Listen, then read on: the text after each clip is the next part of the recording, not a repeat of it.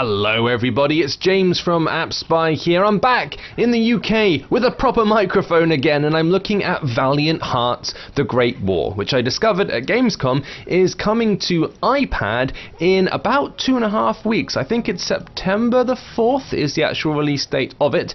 This is a brief clip. I played a little bit of it at the event and captured the footage. This is what we're watching now.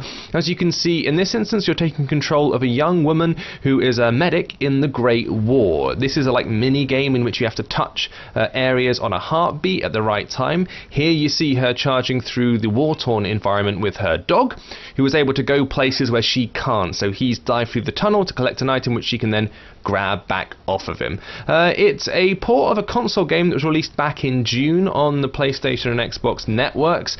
It was pretty well received, although it has an unusual tone whereby it flits between doing stuff that seems to be quite upbeat, you'll see a clip of it later, and a quite dark, realistic tone, and look at the damage and horrors that came about during that First World War. Here's the sort of zanier side of it. You'll see, here we go, you're taking control of her.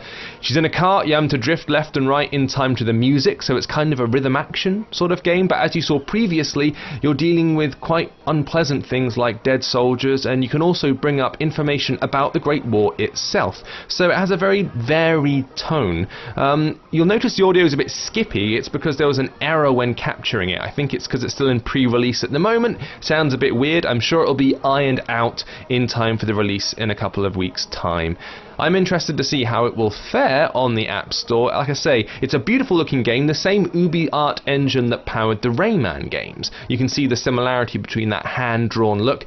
Very, very gorgeous, but a very, very drastically different tone. The controls are done purely by kind of holding either side of the screen. If you want to walk left or right, you'll notice that there aren't any floating joypads or buttons or anything like that, but there are context-sensitive areas. So when the dog comes over to you with an item or an object, a little thought bubble appears above which you can tap on it and therefore grab the item or do whatever you need to do. It looks beautiful. I hope it runs just as well on iPad as it does on the consoles. As you can see, pretty smooth and pretty great looking. We don't have a price as of yet, but as soon as we have any more information, we will let you know. It's Valiant Hearts, it's out soon, and I will catch you later. This has been James with AppSpy.com. We review, you decide.